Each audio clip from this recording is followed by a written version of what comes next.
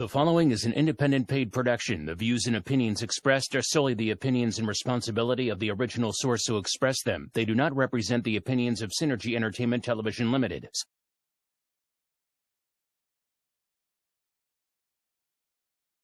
Synergy Entertainment Television Ltd. does not warrant or guarantee the accuracy, adequacy, quality, validity, completeness, or suitability of any information for any purpose. In no event shall Synergy Entertainment Television Ltd. be held liable for any inaccuracies, errors, or omissions with respect to the information in the transmission or any part thereof, or for any damage arising therefrom. The entire risk and the accuracy, adequacy, completeness, validity, and quality of any information is within the show's producer. In no event will Synergy Entertainment Television Ltd., its heirs, or assigns be liable to any party for any direct, indirect, special, punitive, or consequential damages or any other damages arising in any way out of the production about to be aired. This is the hot seat. Who will be next to sit on the hot seat? If they truly love our country, they will face you on the hot seat. A program that brings the burning topics, the most controversial issues, and people directly to you. No stone will be left unturned. No question will be too risky to ask, and no one will be untouchable. Tune in Monday to Thursday from 4 p.m. and Sundays from 3 p.m. right here on SynergyTV. It's time you face the people on the hot seat, hosted by the defender of the grassroots, the people's ambassador, Harvey R. Boris. I love my country. Daughter, will the native legend say? Wheresoever they may wander, end in Trinidad their days, and this lovely fragrant island, with its forest hill sublime, well might be the smiling Eden, pictured in the book divine. IT&T, happy anniversary. Congrats on your golden jubilee. IT&T, happy anniversary.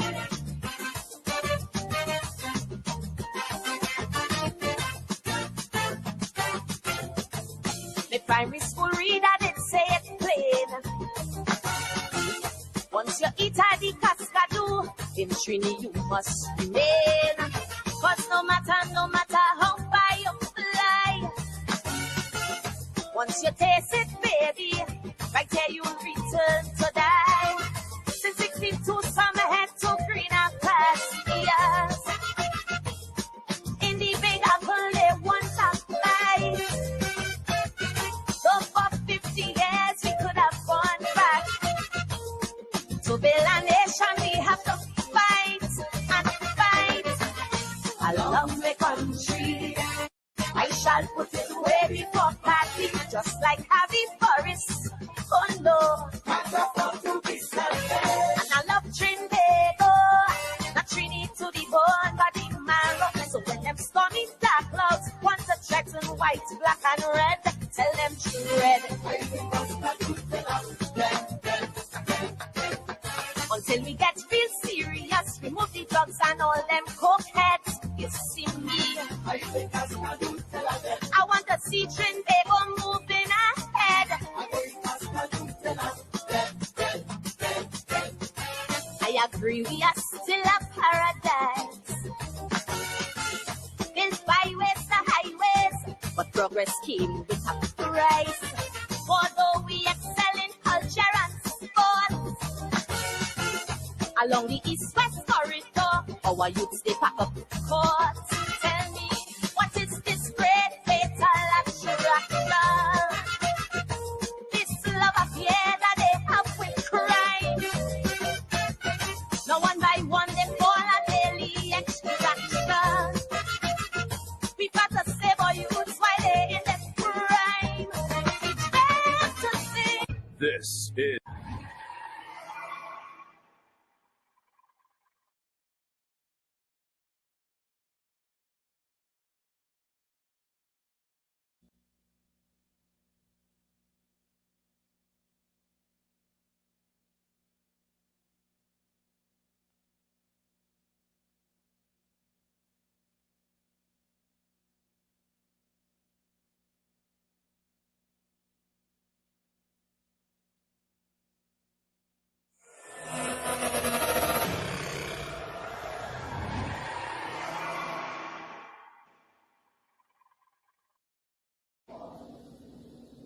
Good afternoon, Trinidad and Tobago. Sorry for the technical problem that we just faced here.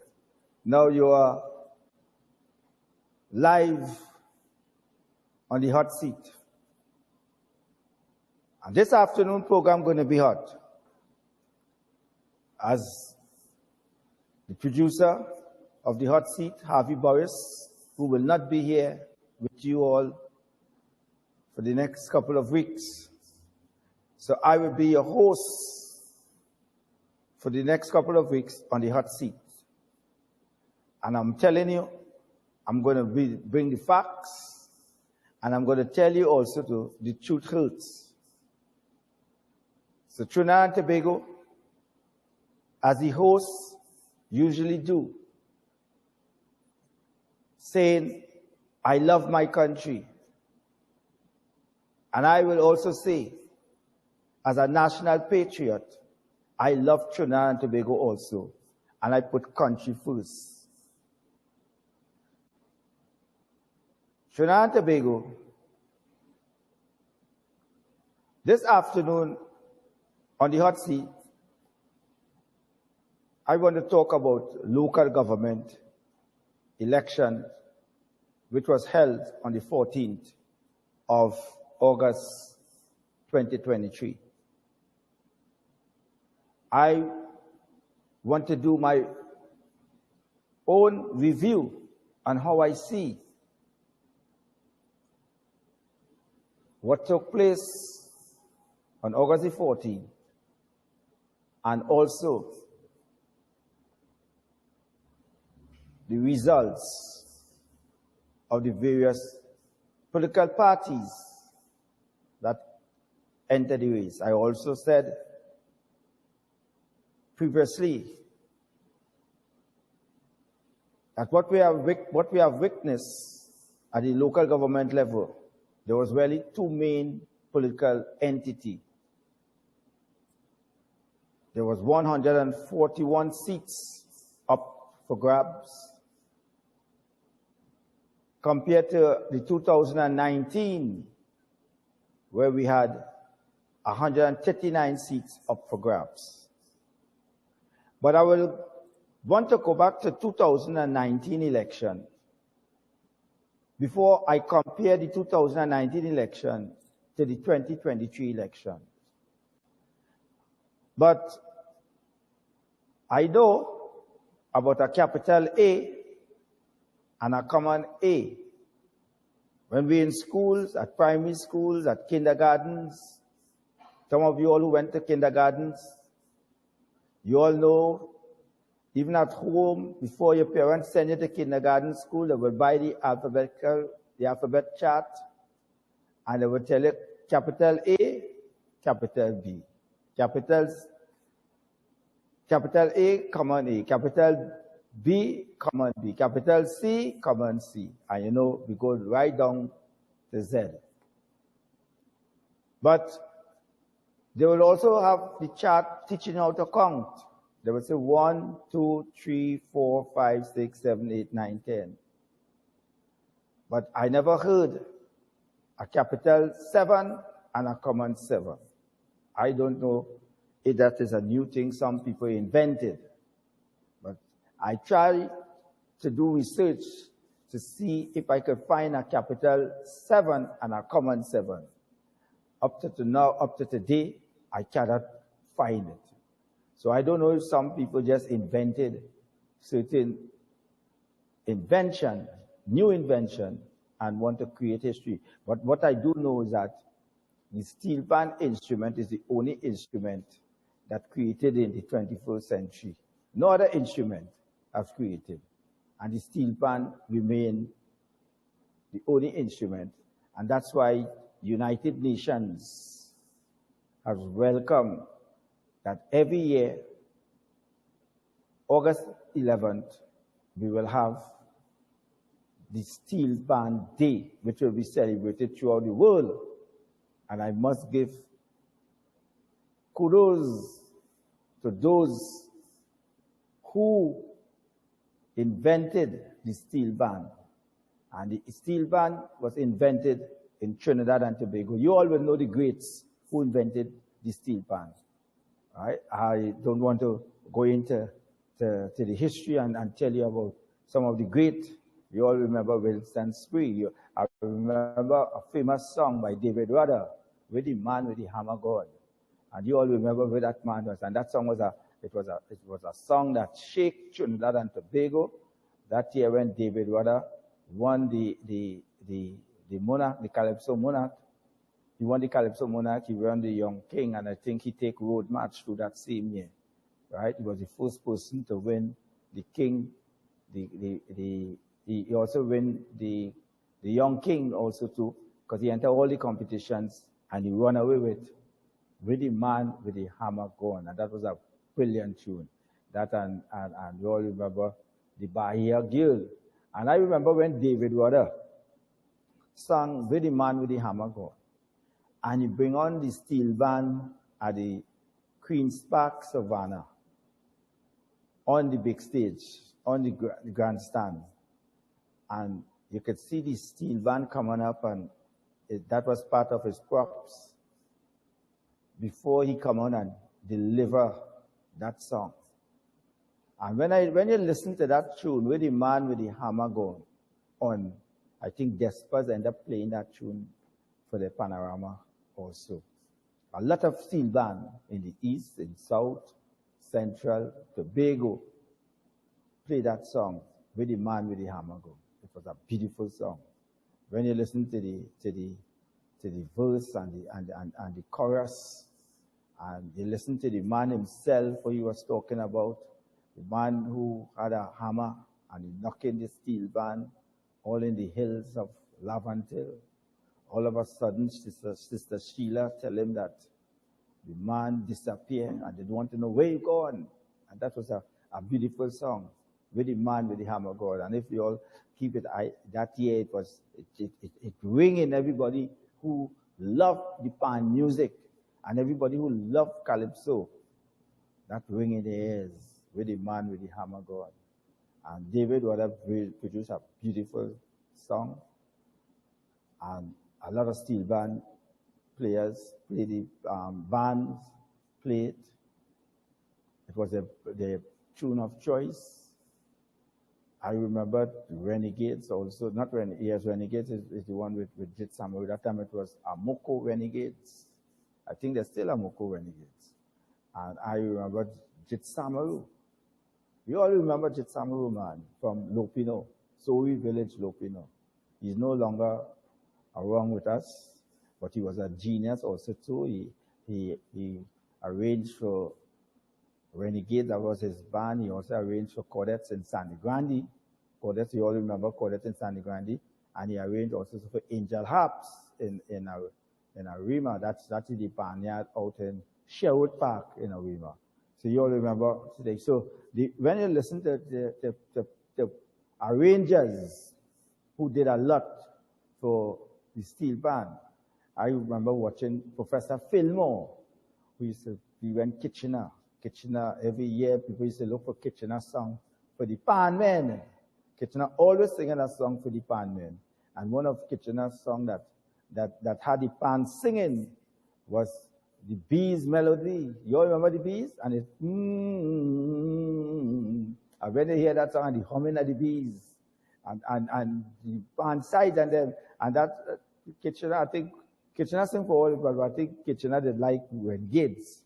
And when I hear that song played by arrangement by Jit Samaru for Renegades, it was a boss piece of tune arrangement. And when you hear the pan, boy, of course, boy, that song was so great. It was a powerful song. So when you listen to the pan and you hear it played, so every year we was looking forward for certain Calypsonians to write pan music. And I remember Professor Fillmore, a great arranger. His band was in South, and everybody was looking out for his South. They said it used to be a clash with him and the former mayor, the outgoing mayor of San Fernando, with his band side. And you all remember when Fillmore produced his song and his piece with melody, with Kitchener tune, Bees. And when you listen to Fillmore produce that tune and you hear it on pan, we all will be celebrating and dancing and especially for those days, the preliminaries, the pan party used to take place in the Queen's Park, Savannah, right? We used to have the Queen's Park, the preliminaries, and all the bands coming down in the Queen's Park, East, North, and South Central, and then they will pick who will get selected for the East Zone champion, who will get selected for the Central and South champion. They will have who will celebrate it for the North champion and who will celebrate for Tobago. Tobago had they separate. And then you will have the semi-finals. All the semi-finals used to take place in Port of Spain. Now we have the judging of the preliminary rounds in the Panyard. But before the judging was in the Panyard, everything used to be in Port of Spain, in Parax, that time before we had where we see it paved now, it was dirt. And we had the fire truck. We used to come and sprinkle the water because the dust used to be kicking up. You all must not forget these days. And when they come off from playing in the grandstands, when they on the north stands, and they had the north stand, the grandstand, the north stand used to be the park where all the rhythm section was. And when that finished, and the band finished play, in the preliminaries they come down and they see the dust kicking in it. And we remember Dust in Their Face by David Rudder again. And nice pan music again. There's Dust in Their Face. Right? Because that was when the pan coming down and they see the pulling through the tracks. It was not paved then. When they decided to pave it, Carlos John was the one who was the minister back then. We had a big kick fuss at it, but now everybody embraced the paving because even on Carnival Tuesday and Monday, we used to have the truck, the fire truck, with the bands playing and they're watering the dust, the dirt, wetting the dirt to make sure. So I want to join the Pan fraternity of Trinidad and Tobago, Pan Trinbago, also the person who is responsible, I think they call them the Pan Trust, who play a major role in making sure that the world recognize the steel pan, our national instrument, and which will still remain the number one national instrument in Trinidad and Tobago, and the number one and the latest instrument, musical instrument that created in the 21st century. So we should be proud to know that in Trinidad and Tobago, we hear the plans what the Minister of Culture have for it next year, where we will have a bigger celebration in recognizing the second anniversary of the Steel Band Day, right? The Steel Band Day. So it will be a bigger and brighter, and who knows, we might get band side from outside of the Caribbean to come and partake and be part. Because when I travel, you hear the pan music in all over the world. I remember when I was in England, I danced to the pan music. In Jamaica, Guyana, I danced to the pan music. Barbados, I danced to the pan music. Even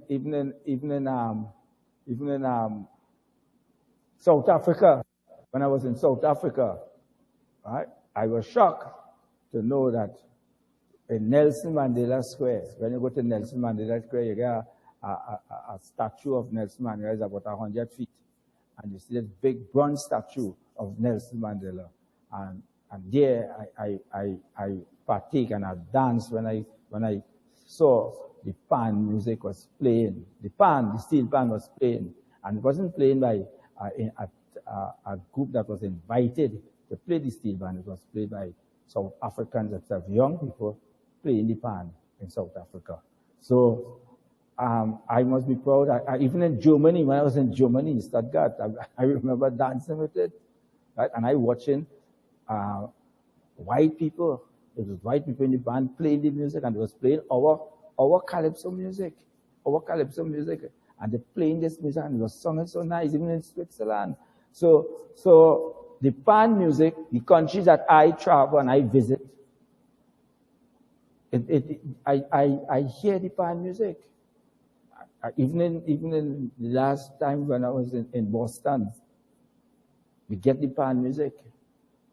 So Trinidad and Tobago, we have a product where the world welcome and where the world are happy about. And we must embrace it. And although we see other people who try to fight down the pan music, fight down the steel band, it's a lot of work where they see that of fight to make sure that we get it in schools. Certain people didn't want the pan music in their schools. We face all that sort of things in this country where our own national instrument. And to see now that the United Nations and the world is embracing our steel band. And that is a plus for us. And we should be proud as our nation with 1.5 million people that we could produce an instrument where the world could play it, Countries from all over the world. When I mean countries from all over the world, I mean countries from the continents also. The 5 continents of the world could play it also. And we have people in the Caribbean, North and Central America and Europe playing. So it's the World Steel Band Day, the United Nations, right? Make it known that every August the 11th will be the World Steel Band Day. So we should be proud as Trinidadians and Tobagonians that what we could showcase the world in terms of our culture. So Trinidad and Tobago, I want to discuss this afternoon the results of the local government election. And we see the same results in 2019, which is in terms of corporations. We have 7 corporations, 14 corporations, in terms of corporations. And at the end of the results and the counts in 2019, it was PNM 7, UNC 7. And Trinidad and Tobago, I will give you a breakdown, and I will show you that nobody is a winner in this local government election. A tie could never be a win. And if you have a tie in 2019 and a tie in 2023, it's not a win. And if we want to talk about who win the popular votes and who didn't win the popular votes, but still the popular votes mean nothing, we don't have constitutional reform in Trinidad and Tobago. We also do not have proportional representation in Trinidad and Tobago. We know parties who brought constitutional reform, talk about it, and when is it time to really make constitutional reform happen, they try to suit it to benefit themselves to remain in power. It wasn't to benefit real constitutional reform and real proportional representation. So we don't have proportional representation, so nobody should be celebrating about popular votes. Nobody should be celebrating about popular votes. And I never heard about a capital 7 and a common 7. A 7 is a 7. However you want to draw the 7 is a 7. What I do know, it have a capital A and a common A. And it teaches how to use it. How you use a capital A, a capital B, a capital C. How you use a common C, a common B, a common A, a common D, a common E, a common F. But we must not allow people to continue to fool us. And I know what surprised me? To know that big men and women who proclaim they have all this education, but want to come and fool you and I and tell us about capital 7 and common 7. Some of them who are teachers, some of them who teach lower and upper 6. Some of them who teach polytechnic. But they want to come and tell us that there is a common 7 and a capital 7. Just as some of them tell us that a certain person is our local Nelson Mandela. That is to show you what people have to offer us in this country. And we must not buy into it. We must call them out, and we must stop them in their track. And we must let them know that the time for the foolishness must stop.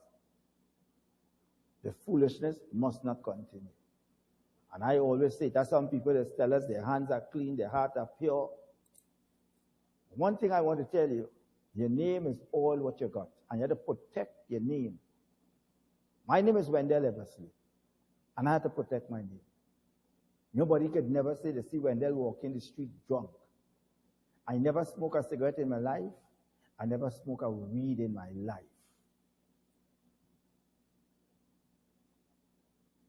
I stand for something, and I will always remain what I stand for. Nobody could point a finger and say, I'm a crook, I'm a thief, I'm in racket, I do any underhand thing. I don't want to get involved in it. I don't want to be associated with it. And nobody could get me to do anything that is wrong. I have 2 sons, and I am not going to disgrace my sons in any way. I am not. My sons look up to me, and I want them to continue to look up to me. I have a daughter who won a scholarship, and she's a young doctor, and I also want her to look up to me. So I am not going to fall into anybody's trap. Anybody's trap. I have been talking out on issues. I say the truth hurts, and I bring on the facts. People just tell me, talk about this, talk about that, but I do not take chain out. If I don't have facts, if I don't do research, and I can't see where it's coming from, I am not bringing it out there. I don't want nobody to align me that I coming out with things that is not true. A lot of people report me to Facebook. Right now, Facebook have on a restriction because certain people that want to attack you. And when you come out and you talk, they're like, cry, baby. Right? Cry, baby, run to Facebook. Right? Cry, baby, you run to Facebook. Those are the people remind me when I was in primary school. They want to give you a talk and every kind of time. When you give them back talk, they run in to tell the teacher, crying, fake tears in their eyes. Fake tears in their eyes. And you've seen a lot of them on Facebook today. You've seen a lot of them that even people who even are wrong here, will even want to believe the nonsense them people are saying out there. And I'm telling you, I am not about that. I am not about to embarrass my 2 sons or my daughter. And I will never do anything to embarrass them. I will never do anything to make them feel shame. And I will never do anything to discredit them. And I am saying my name is all I got. That is the only thing you got, your name. And that's why I want to keep my name always clean and walk that road when nobody could point a finger at me and say, I involved in underhand or crookedness in this country called Trinidad and Tobago. I sit around 3 important persons. I always tell you all that. And they give me great advice. Great advice. 2 died and 1 still alive. And I met them in the middle of their home. I had tea with them, I had lunch with them, and I had dinner with them. And I even met them on their workplace. And they gave me great advice. And the advice they gave me, I put it in the back of my head, and it stayed here. I ain't put it in my right ears, and it come out through my left ears, and it blew into the wind. And those advice I just give a lot of people. And a lot of people just come to me for help. A lot of people just come to me for advice. A lot of people just come to me for to do research and all these certain things for them. And nobody could say they have to pay me. Nobody. There's one classman say that's how this one paying me. They're quick to jump and say, how much money you get? How much money you get? How much money you get? That is all they could think of. But I want one of them to show me a politician that gives me money. A politician that bribed me. A member of parliament that bribed me. A minister that bribed me. A prime minister that bribed me. And none of them could ever come and say that this one bribed me, or this one bribed me, or this one. None of them. So when they want to talk without bringing facts towards you, I just watch them and I just laugh at them. And something too also, they cannot do. All of them, you see, it have a lot of talkers out there. They know everything. But when it's time to put it in action, you will never see them. You will never see them. A set of cowards out there.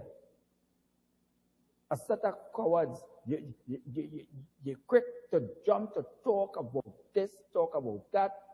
And when you ask them to come out and stand for what is right, you ain't seeing them. Why? Why you not seeing them? It have a set of people also too. They come in on your page. They want to talk all sorts of things, and the moment you take them on, and you let them know that what you're talking about is not right, and what you're talking about is you're showing that you didn't get your facts correct, and then after what it do? One time you tell them that, they want to tell you about the color of your skin. They want to tell you what you're eating. They want to tell you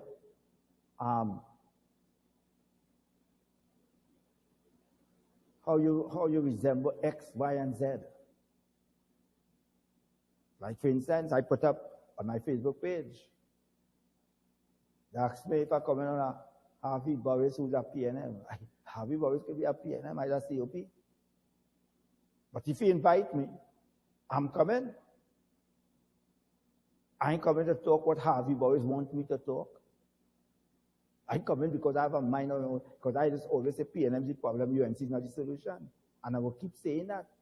Right? I said, don't ask me about PNM, because if I say PNM is the problem, you give me a solution, and right now, we don't have a solution. Right? We don't have a solution. And it's facts. And this is how I see things, and everything, probably the things that I bring out there, and everything that I say is coming to pass. It's coming to pass because I see things and I see how it is. Right? I don't go by no Obia man. I don't go by no Obia woman.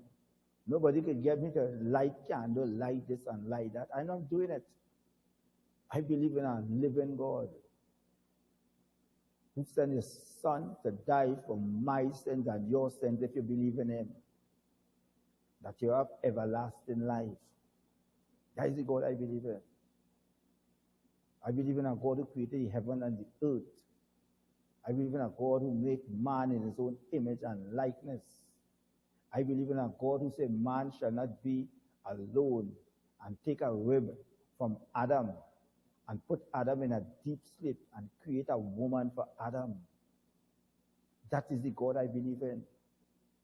I believe in a God who make animals on the face of the earth and make them both male and female. He didn't make them male alone or female alone, both male and female. That is God's creation. And nobody should try to change God's creation. No matter what, they could never change God's creation. That's why you say God say that certain sins that he hates.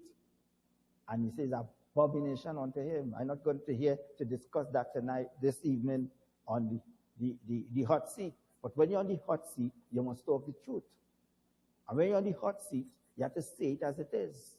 And when you're on the hot seat, leaders that want to go down the wrong road, you have to say it as it is also too, because that's why you are the hot seat for. So if the producer of the hot seat, right, invite guests or invite people to co-host or to host the program, he must also know that host style is different from yours. Because that host style will not want to go along with your agenda. And the person who is the producer of the hot seat, I tell him that. And he respects that. He respects that. And when you have people who could respect your wishes, other than some who feel that if you don't talk about them and you talk about somebody else, they're paying you, you're hungry, and saying all sorts of things about you. All sorts of things about you. But you have to stand up for what is right. You have to stand up for what is right. Look, 2 days ago, I was living in the police station. I get shot. And I'm living in there, and thank God, they get into the root of it. They get into the root of it, and the person must know and stop lying on people. I don't know the person. First time I see the person number come up on my phone. And was this asserted, and in the hour of the night, these message coming to you. So you have to take measures to protect yourself. Because it have imps out there, it have kunumunus out there. And they're letting other people chain them up while you out there giving the facts and the truth. And the truth.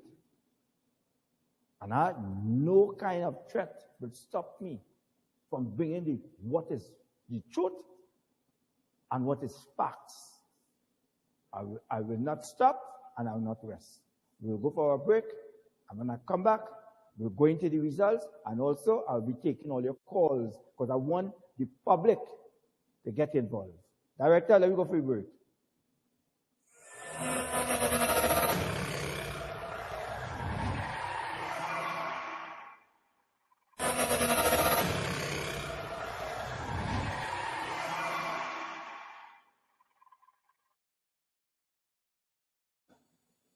Yes, we are back. We are back. Welcome back. As I was talking about local government results, and I will go to the local government results of 2019. That election was held on Monday, the 2nd of December, 2019. Was 139 seats up for grabs at that local government election. 139 local government seats was up for grabs. in the 14 regional corporations. And in those 14, in 2019, we had 2 cities, the cities of San Fernando and the city of Port of Spain. We had the borough of Arima, the borough of Shogunas, and the borough of Point 14. And all the rest was regional corporation. And at that election, local government election of 2019, the PNM have won 74 seats to the UNC 65 seats out of 139 seats. That is in 2019. The PNM got total number of votes in all out of a voting population of over 1 million and about 100,000, or less than that, 1,100,000. And we see 34% of the voting population came out and vote. The people who was registered to vote, out of the million something, only 34.4% of the people went out and vote, which meaning a little over than 300,000 people went out and vote for the local government election, which is a very low voter turnout. It's a very low voter turnout. But I will tell you why people don't take local government elections serious. I will come into that just now, but I want to go into the figures. The PNM got 43.3% of the total vote cast. The UNC got 54.4% of the total vote cast.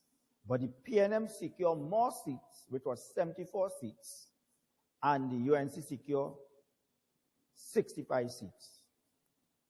But in terms of the number of votes each party get, the PNM get 161,962 votes. I'm repeating it. The PNM get 161,962 votes. The UNC got 202 votes. No, the UNC get 202,584 votes. The UNC got 202,584 votes, which give them a percentage of 54.59%. Now, Trinidad and Tobago, that was the local government election of 2019. The UNC won the popular votes because they get 202,558 votes. That is in 2019. But I want to tell you all something. After that 2019 election, we went straight into a general election of 2020.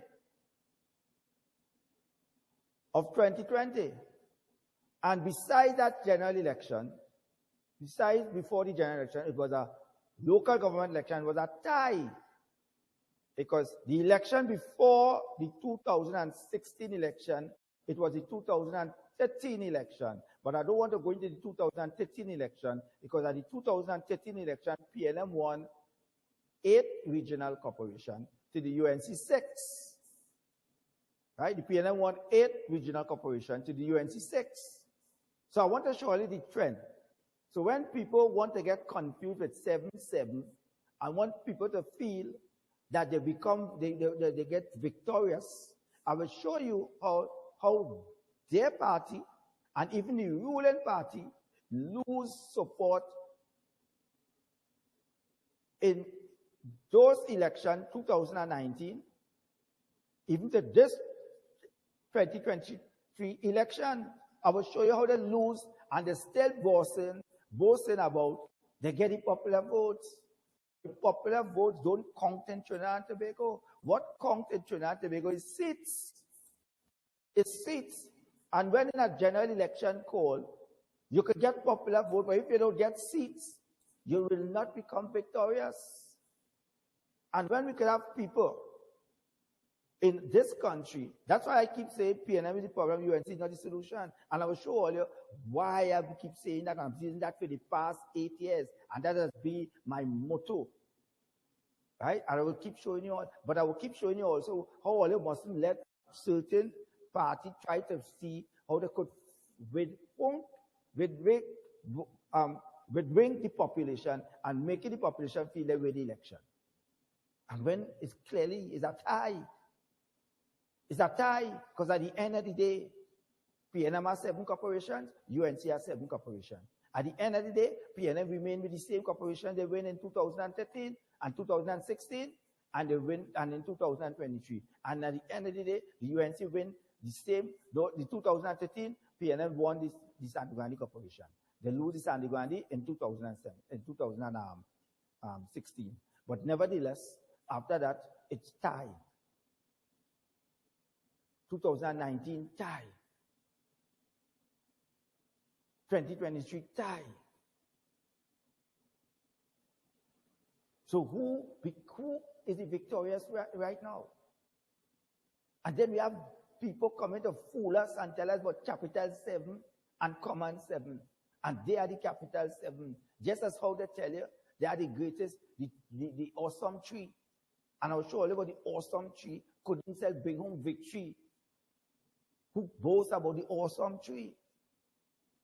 Because the message, and if we're not getting the message correct, where local government representation is, because people are fed up about people who come in year after year as local government councillors to represent you, and they cannot. And they cannot represent you properly. Their councillors go back in again.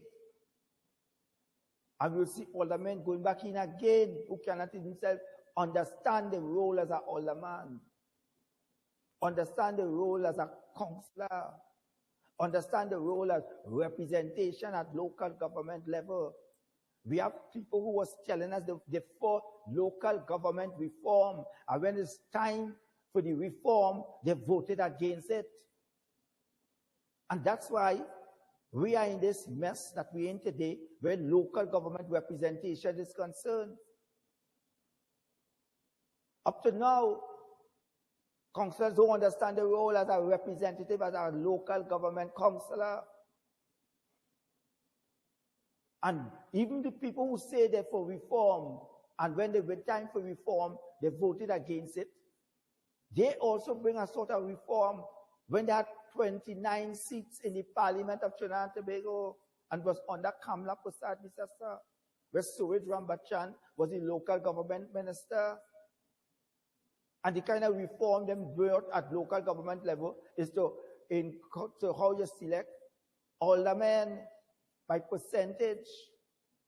And when they talk about constitutional reform, the bill that's supposed to go to Parliament to have constitutional reform, we thank God for some of the commissioners who sit back then, and the commissioners was who? Mulhudge, Justice Venter, he was the chairman, who was heading the person responsible for the commission, for the constitutional reform. It was Prakash Ramada, the political leader of the COP, who was also Minister of Legal Affairs. And if it wasn't for Mulhudge and Justice Venter, who after resigned from the commission, one was chairman and one was a commissioner. And they said, this is what they're bringing now to talk, to say is constitutional reform, is not what they discuss, and is not what they recommend, and is not what is going to present it in Parliament today, and is what they did is to change their recommendation. And who was there to change it? Who was there to change it? Who did the changes? Who was the same person who would have put, and the recommendation was given to him. And the changes, and he watched the changes take place and didn't dare stand up against the changes. And didn't tell the opposition leader who's currently today, back then was Prime Minister, hey, this is not what the Commission recommends. And the former Attorney General, who today running on every court to fight matters for certain people, didn't say, hey, we tell the Prime Minister that we have to stand by what the commissioners recommend. So what sense we pay those commissioners all sort of money to do constitutional reform, and when it's time to make it happen, they all decided not to go along with what was recommended. And they bring the bill to Parliament to debate it, and they bring the bill to Parliament for it to pass.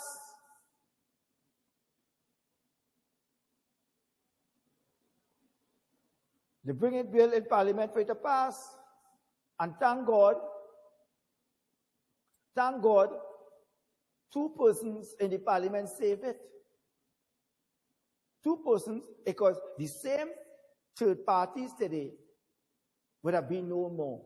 You think we'd have small parties coming up today and forming small parties?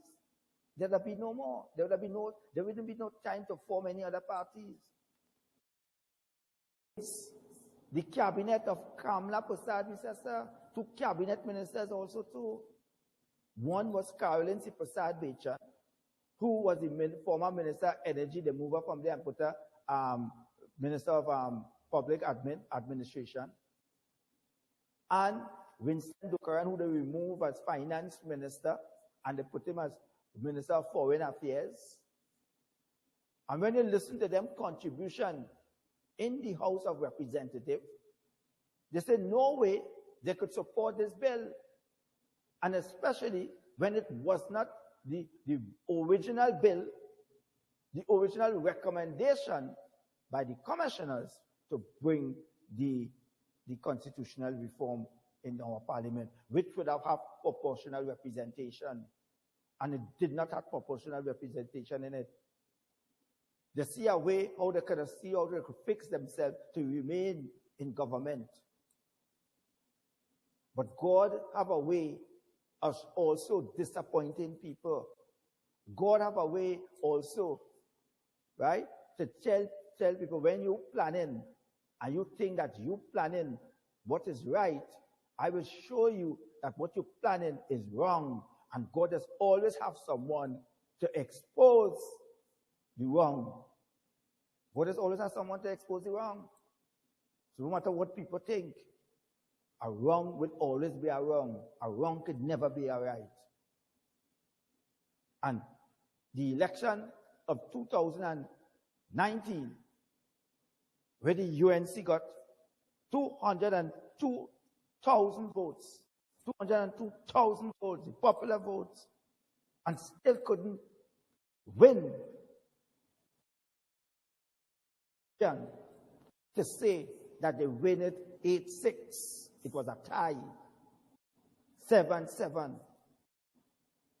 They went Bosen. We win the popular vote. Just as how we see in Bosen today, we win the popular vote. But we had an election of 2020, which was a general election. Did they win the general election, or did they win the popular votes? Did they win the general election, or did they win the popular votes? No. They did not win the general election. They win the popular votes in 2019.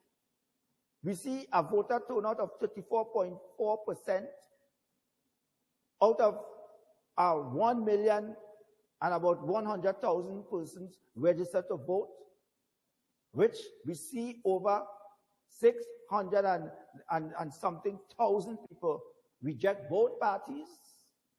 They have to face reality. Reject, because they have a voter turnout, they reject both parties. But in the 2020 election, you could say that they go with the lesser of the evils, or the 2 evils, and they went with the PNM. So what I've been saying about PNM is the power of UNC is not the solution. I've been correct also again. Because it showed clearly they went back with the problem and they say you could never be the solution. But you're boasting about popular votes. You're voting about popular votes. That is in 2019. Now we're going to 2030 to 2023. Right? I'm going to 2023 now. And I want to show you all something in 2023. I don't know in terms of seats, because I didn't work out that yet, because this is some seat down Princeton, you might have to go back to the polls. As a matter of fact, the election and boundaries put out a media release that the seat which is tied, we have to go back to the polls, and we see again people say they're going to court. Right? They write the EBC, they're going to court. Just as how when they lost the election in 2015, they're going to court. Right? Everything for them is court, court, court, court, court, court, court. And we will be stuck with court. Rather, we want to see councillors do their duty and understand what is local government representation. We want, and let me tell you something, this country truly and in dire need of local government reform. I'm saying it again. This country truly and is in dire need of local government reform. And local government reform, I mean, is in making sure your local government representative have more power in terms of representing you and I in our local government electoral district. And if you do not have that, and if you don't want to fight for that, and if leaders don't want to put away their pettiness and know that local government reform will even benefit you as a political party, it will even benefit your councillors as a political party, it will even benefit your councillors' constituents as a political party, and it will even benefit your councillors' electoral district as a political party. But you want to be blinded, sidetracked, and say, if I don't have it my way, it's nothing, it's mash up. And is that this is what we are seeing today in this country called Trinidad and Tobago. This is what we are seeing today, and we are going to go back with the same old talk, the same criticism, the same bad talking, the same doing and telling you, don't go to this meeting, don't go to that meeting. When we listen to me now, you see why it is people not coming out and vote when it's local government election. And you see why it is you only see certain set of people who just go out to the polls and vote at local government election. You see why it is the people who sit on the fence, who are undecided, say they're not going to support this kind of crap, what we see taking place, and seeing these kind of people that giving us as candidates, and sidetracking that they don't understand that the communities and the electoral districts are suffering. Local government chairmen of regional corporations and mayors, you hear them complaining. They ain't getting money. We only get certain amount of money. They can't service the electoral district. Why? Because they have to wait on central government. Why we can't have local government reform so that councillors don't have to complain anymore? Why we don't have local government reform so that each regional corporation, cities and boroughs could be collecting their own revenue to make sure that the electoral district of the councillors and the regional corporation, the cities and the borough are well properly serviced? Why we can't have that? Why we can't have local government reform so that the boroughs, the cities and the regional corporation could stop depending on central government and the Minister of Finance to give us the allocation every year in our budget? And when they hand on the allocation, if your corporation consists of 15 electoral districts, 16 electoral districts, 10 electoral districts, 8 electoral districts, you complain and say, this one getting more money than this one getting less money, and that one you should get so around. And then after, when you see you have problems and the businesses suffering, and the businesses come to you, you're telling them that your hands are tied, you cannot do nothing. we have to depend on central government. Why can't we move away from this in 2023? Why can't we move away from this and see that we have people who understand what it takes to represent you at local government level? Local government election is about you and I, it's about your communities, it's about your electoral districts. It's not about pull back empty the clip.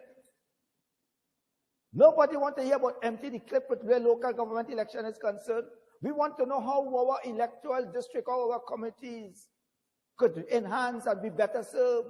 We want to know that our recreation grounds, our parks, our sporting facilities, we want to know that we have a proper health garbage collection and coming on time. We want to know that we have proper minor roads and all these things fixed. We want to know that we could get away from all these mosquitoes that we see in.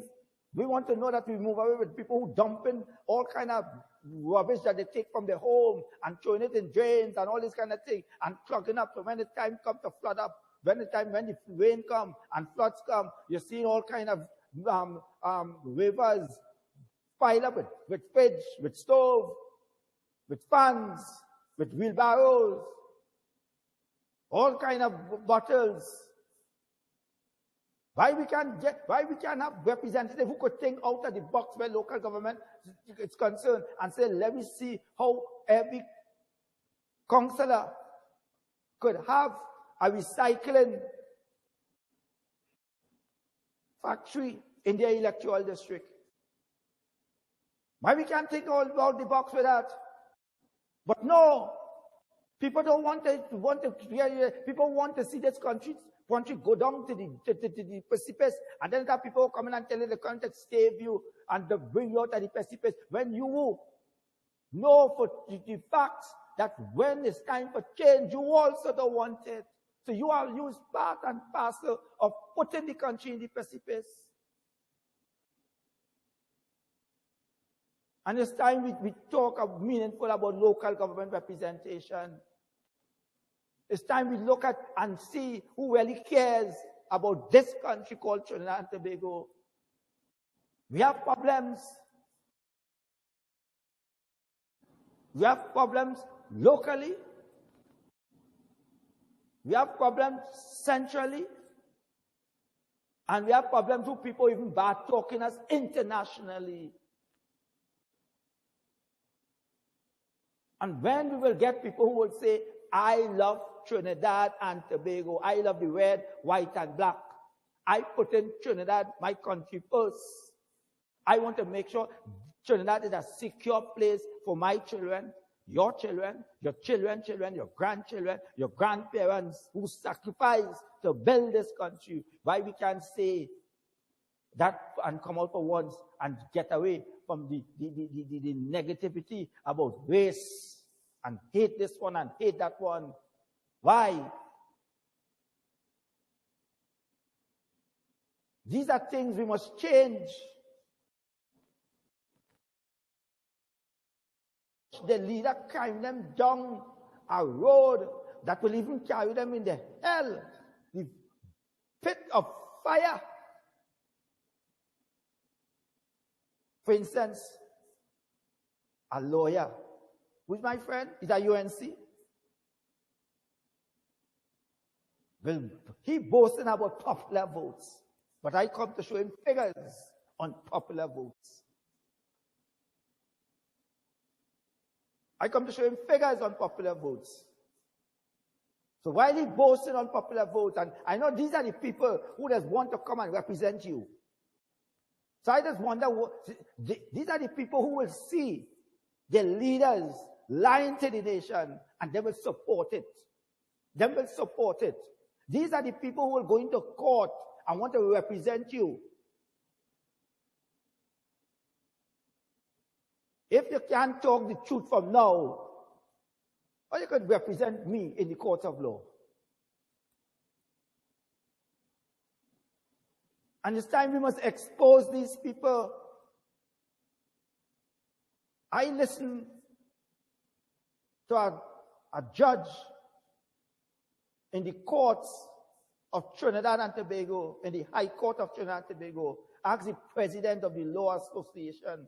Ask the lawyer who represented the Law Association of Trinidad and Tobago and was a senior counsel, Hamel Smith. And the judge asks Hamel Smith, what is the public perception of the Law Association of Trinidad and Tobago? What is the public perception of the Law Association of Trinidad and Tobago? I just call myself a senior counsel. I didn't study the law. I don't have no legal reading certificates. I never went Woodin. I never went to do London law. But I call myself senior counsel for the Fifth Estate because I'm a voice for the Fifth Estate. Because the people who are supposed to be the voice for the Fifth Estate, which is the media, I ask myself today if you have an independent media house in Trinidad and Tobago who fighting for the people of this country. That's why I ask myself. I see a judge ask, what is the public perception of the Law Association? And I'm still waiting on that answer. And nobody didn't tell me that, I was in the court, in the High Court of Trinidad and Tobago, opposite Woodsport Square, when the judge asked the question. What you expect?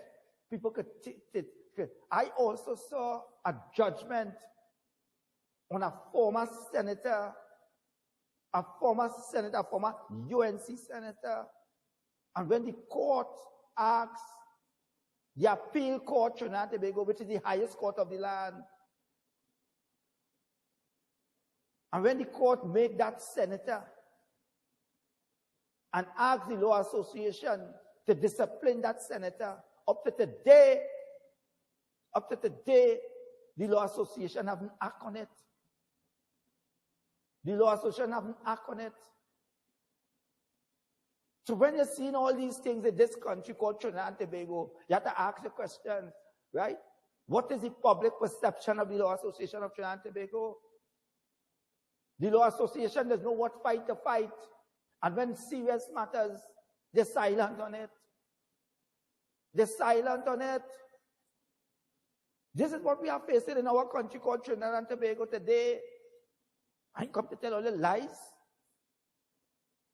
I bring in the truth for you. And this is things that happen, and we have to work on it, and we have to work to fix it. And there are people in this country who say they when you look at the job title, and they're supporting wrong, and they wouldn't call out wrong. They're supporting wrong, and they wouldn't call out wrong. They're supporting crookedness, and they wouldn't call out crookedness. They're supporting unethical behavior, and they ain't calling out unethical behavior. Why? Because they love a party and they love a leader. It's time for you to love Trinidad and Tobago. And if you love Trinidad and Tobago, then this country will be on a paradise roll. So when they want to tell you about 7, command 7 and capital 7, is to what? Lie again to the population? Or they tired lie? Oh God, well, let me put the lie behind our back. Because the lies is what happened to Trinidad and Tobago where it is today. The lies is happening to Trinidad and Tobago, what moving forward. Because you're lying for everything. You're going on a platform, you're lying. You're going on a platform to get into power, you're lying. You don't think if you lie to get in power, you'll lie more in power? And you will have the country now, like what the Calypsonian from Tobago name? Teacher Posey say if you tell a lie, you're going to hell as soon as you die. The man is about 90 years and still singing all over the world. Lord Nelson. Huh? Is that what we want to face? And then we come in 2023. 2023. You get 100 and how much? 173,000 votes, popular votes. You get less votes in 2023 than in 2019. 2019, they get 202,000 votes. And in 2023, you get 173,000 votes, but you're boasting and saying, I get the popular votes. Yes, you get the popular votes. But remember also too, you dropped by over 30-something thousand people in vote for you. And same thing with the PNM. They get 161,000 votes in 2019, and in 2023, they get 130,000 votes. 31,000 people didn't vote for you. And you're both saying you win. And to the lawyer who from St. Augustine, who is my friend, I'm showing you figures now. I'm showing you figures. How will you win? You shocked me there. How will you win? In 2019, you get 202,000 votes. And in 2023, you get 173 votes. You didn't see people saying they don't want you, they don't want your leader? Huh? You ain't realizing that? And if you add up with your coalition partners or your alliance partners with the NTA, which get 15,997 votes, and you add these two votes together, it's still 189,000. It's still less than the 202,000 votes you get in 2017. So the people saying clearly they don't want your leader. And if all you can see that, all you're blind. All you're blind. So when they're boasting and they're talking about the undecided votes, the undecided people in support all year. People who are on the fence in support all year. The people on the fence in support the new love affairs. And it's time to open all their eyes and smell the coffee and realize what is taking place in this country. Right? So if they're in support, just as how I show you the difference in 2019, and they're going that, because we're going into a general election just now. We're going into a general election just now. A matter of fact, after school open, and the people just settle down and everything, is a general election mode. And all the beats in all the chest. 7-7 is a tie. 7-7 could never be a win. And 7-7 show clearly the drop in the votes for both political parties. The drop from 2019 to 2023. 7-7, the people saying they want good representation at local government level. 7-7 saying that how they're fed up at the rhetoric. They're fed up of people who go in there and don't understand what is local government level. We see a councillor, a former councillor, was chastised by a party because he's seeing his area being flooded when rain comes. His villages is suffering. And he went and if you see, he said he own member of parliament, take him off our chat. That just show you what we are seeing today in this country called Trinidad and Tobago. We're not seeing love for country. We're not seeing love for representing the people.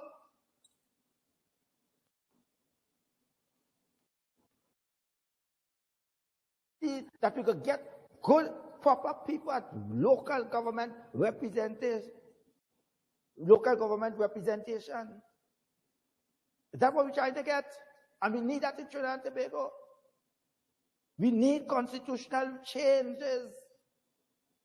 Because if we don't get it, we will keep on being in how we is today. And we see other people trying to make this country a laughing stock on the outside world.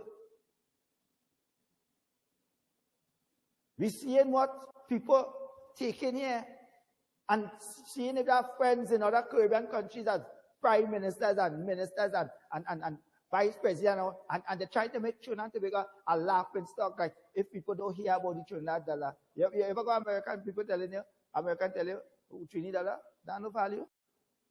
Making joke over it. You go to England, they tell you, Trinidad dollar, that's no value. But half of them probably never said travel. But what they could do is to see how they could throw up bacchanal and confusion and deceit and lies. That's all they're doing. And they could never bring something meaningful for meaningful development in Trinidad and Tobago. And it's time people love this country called Trinidad and Tobago. We're seeing a drop. Look the figures here. PNM get 130,868 votes in 2023 from 161,962 votes in 2019. The UNC get 202,000 votes, 584 in 2019, and in 2023, they get 173,961 votes, and they say they win. Look at how much votes the UNC get less votes than what they get in 2019. In 2019, check it for yourself. They lost almost 30,000 votes. And when you add up both the partners together, they still lose by 13,000 votes. That is something for you to be worried about. That is something to show that since after 2010, your leader is not attractive to the population of Trinidad and Tobago. The only person she attractive to is Bobby Olia. Because if she was attractive to the undecided, they'd go out and vote. And the same thing to the PNM have work to do. And then after you have, what you call them? Political what? I just want to call some of them because when you listen to some of them now, you have to question their certificates. And they come to talk to you and talk to I. And I don't want to go down that road, this or what they did. But I want to show this country it's time we get reform at local government level. And I will be making calls because I love my country. I love my country and I will be standing up. And I'm saying it again. When the general election goes, I putting up my name for a candidate in our electoral, not an electoral, in our constituency. I'm going up, putting my name. I have to make sure because we need changes. And the only time we can get changes, we have to have the right set of people in there. We have to have people who want to love this country. We have to have people who will stand up for what is right. And we have people today with all kind of big question marks over their head. That's certain things I want to talk to. We have to get our justice system right in this country. We have to fix our justice system because we are seeing that people who in this country have big question marks, have serious matters before the court, and like the matters sweep under the dust, sweep under the mat in the courthouse, and it's collecting dust upon dust and upon dust. And somebody there is making sure that these matters do not come to the forefront. And we have to get to the root of it. And the only way we can get to the root of it is we as a people have to stand up and demand that the justice system, which is an independent body, work for us and must be free and fair from all interference. All. No matter who are there, it must be free and fair and make sure that no outside interference and make sure that no politicians or no body aligned to any political party or any politician interfering with it. Because we're seeing one set of people in this country, they're rotting in jail, and we're seeing a certain set of people, them matter, they can't find it years upon years upon years. And we're seeing politicians supporting that, and politicians telling them to appeal and do this and do that. And we have to change that. It's time we stand up for what is right in this country called Trinidad and Tobago. And how much of us willing to stand up for it? How much of us willing to put our feet and get out there and make sure we get changes, make sure we make the director of public prosecution office account, make sure we have the judiciary account, make sure that we have the TTPS account. How much are you willing to do that? How much are you willing to go there and stand up? And because if you all come out in your numbers, and you all stop to sit down in all the comfort of your home, and all you only know what to do is to go on Facebook and Instagram and spread lies about the country. Spread lies. Huh? And attack this one and attack that one. It's time we spread what is fact, what is truth. And we're seeing certain people being attacked. And when they're being attacked, also they want to threaten you for talking the truth. when you start to expose them, when you start to ask questions, you shouldn't ask no question about how somebody gets certificate in this country. You shouldn't ask that. Because the next thing, you get in a death threat. The next thing, they want to threaten your family too. You shouldn't ask no question. But you, who dare, lying to the population, making the population feel you is this educated person, you get this certificate from so-and-so, you get this PhD from so-and-so, and calling all kind of people, all kind of things. When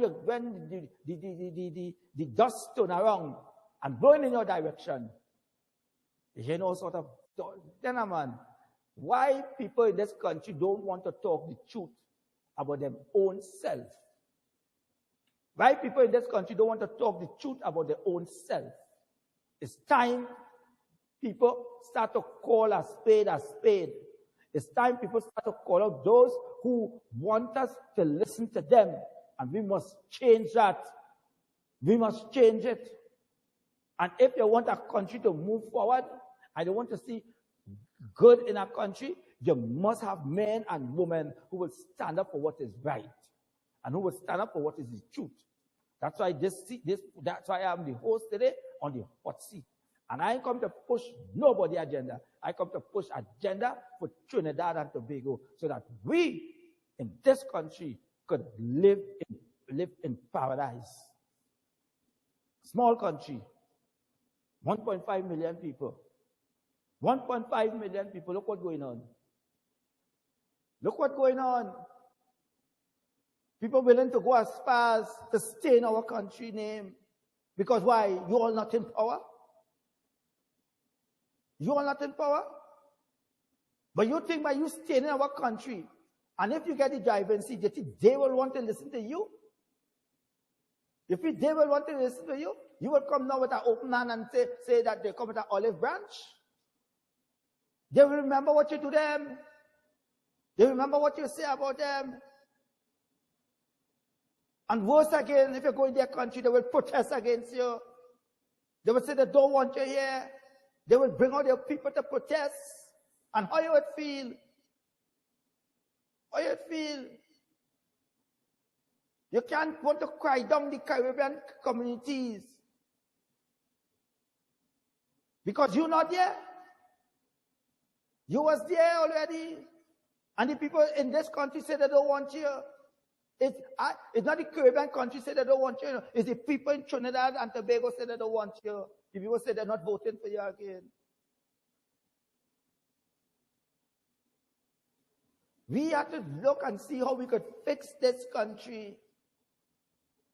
And we have to see how we could fix it by having the proper people in there and by having the proper laws and to govern us. The proper laws to get all the legal stuff that we have entering our shores and where other people trying to block it. And when legislation thing comes to the parliament, if it's not going your way, I ain't supporting it. We cannot function anymore like this. We cannot function because at the end of the day, all they're taking all the children and taking them out of Trinidad and lying to us. We have children living here.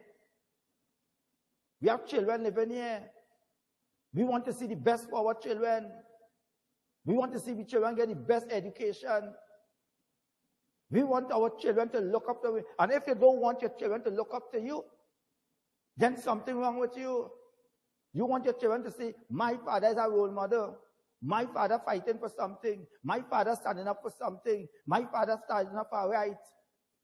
And if you all don't want to stand up for that, what example is sending? What example is sending? And and there are plenty fathers here knowing that things are wrong in the country. And they're quick to go and criticize. Sometimes all you have to criticize all your own leaders and tell them all you're going the wrong way. But are they willing to do it? Are they willing to do it? These are the things you have to stand up for in this country called Trinidad and Tobago. Read the country motto. What the motto said. Listen to our national anthem. What is it? And there are people who come in and tell us all kind of garbage. I will go for a break. When we come back, I will open the lines. and I will take your calls. Director, let me go for a break.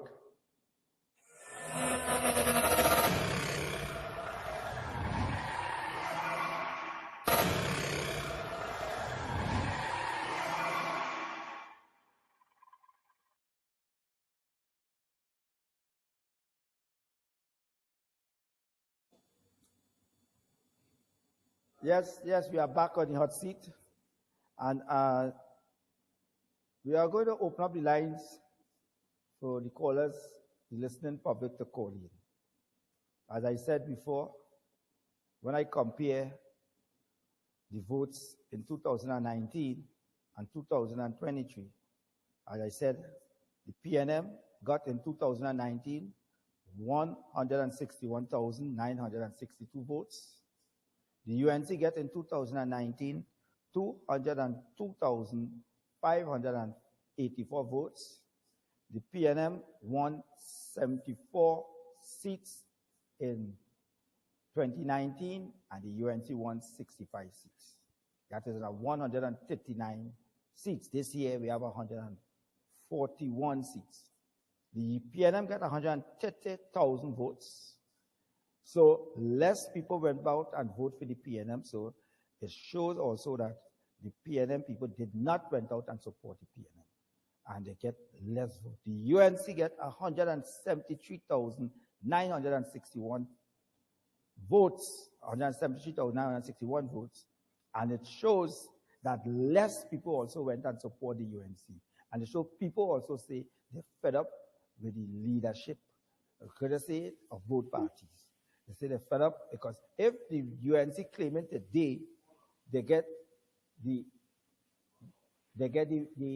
hello, yeah, I have a call. Hello, good afternoon, good evening. Good afternoon, my brother. Good afternoon. I want to thank you for your topic today. I really feel free today.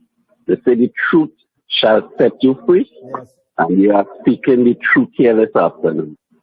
So I want to thank you from my heart. Thanks.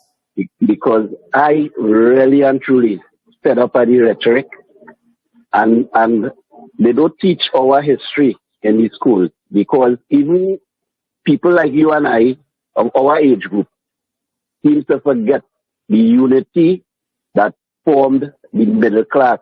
That was the Black Power Revolution. Yes. They forget that. So they help the politicians keep us divided and oppressed, that you have people telling you all kind of nonsense for the rich to get richer and the poor go get work. So the poor must work until they're dead. You know, you're not teaching people to be entrepreneurs, and I want to thank you very much for the topic this afternoon. You have a pleasant evening, brother. Yeah, thank you. Yeah, the numbers to call are 235-5325. 235-5325. Our next caller, hello? Hello? Yeah, hello, good afternoon. Good afternoon. Yeah. Hello?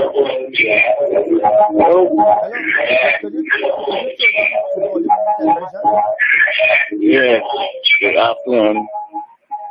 Yeah, good Hello? afternoon. Yeah, good afternoon. I'm hearing nothing. No, we're hearing you. Hello, caller? All right.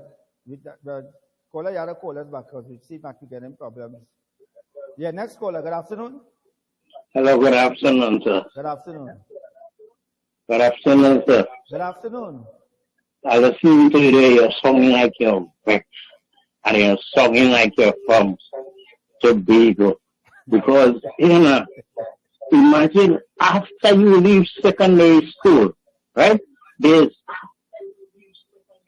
no institution in Tobago where you could go to further your studies. And this is something that has been happening for more than 30 years. And nobody, absolutely nobody, and want to fix that. But recently, we had to go Trinidad to get birth certificate. I want plenty of the people who are living in Trinidad to come and live in Tobago. Because it's everything. You have to go to Trinidad for, imagine you have to go to Trinidad for interview to work in Tobago.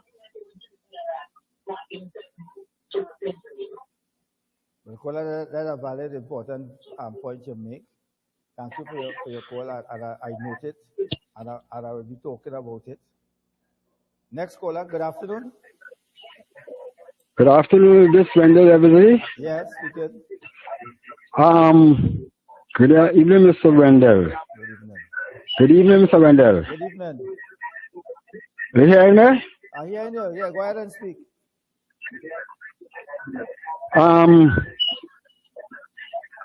You listening to me? Yes, go ahead and speak. We are. What happened is that we had what do you call it? Crime symposium. And nothing changed.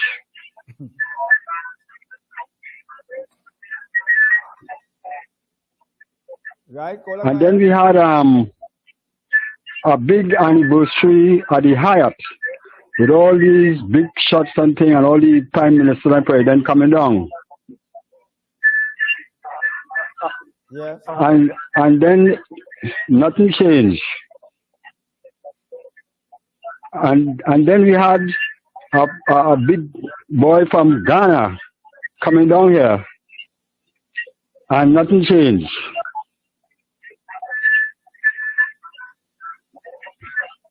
Yes. Okay, Kola, and then we had local government reform, which everybody put the emphasis on.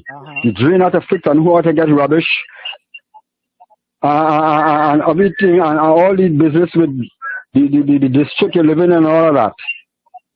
But I'll tell you something, you're an educated man. If local government elections can't stop the blood from flowing in this country, then Capo smoke we pipe. Thank you. All right. Listen, Dave, you talk about a number of things about the symposium with the CARICAM committee. We talk about the international committee that we brought also too. But it's not only for Trinidad and Tobago, also in the Caribbean. We talk about the president that come from Guyana.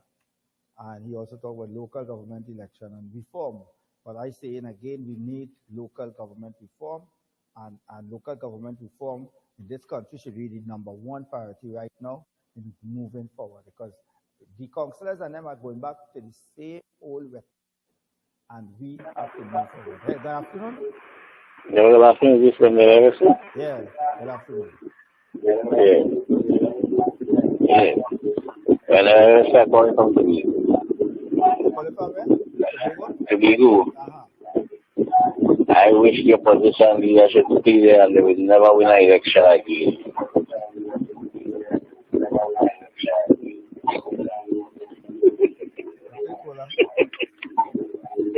Yes, hello? Yes. So hello, good afternoon. We have a next caller. Hello? Good afternoon. Good afternoon, Mr. Wendell Eversley. Yes, good afternoon. Good afternoon to you, my good friend. Yes. Wendell, look well to see what is taking place in the country. Hello? Yeah, I've seen it. I'm listening to you. You and I was in the Congress of the People already, okay? Yes. Yeah. But the ship out was with no reason. No, but I still hear you ship out. Let's talk. You know who's talking to you? Yes, Picong. You know who's talking to you? Yes, Picong. Right. This one, man, I don't joke, you know. I am telling you, the country need a clean out of those top ministers. They want to clean out. Yes, I know. The old staleness is there. This one telling Picong and the other one. Two Africans from Tobago, which I know well. They're fighting war against each other. The elder one fighting war against the younger one. So that must stop. Hello? Yeah, listening to you. We need, I can help them, but I need to take a different road. I am telling you, he's a very brilliant man. Stand in the middle. Stand in the middle. It's going to have a serious change in the country next 9 months to come again. Not a whole year. The country need people that are good on the top with good character, way of life, of living. Hello. Yes, I listen to you.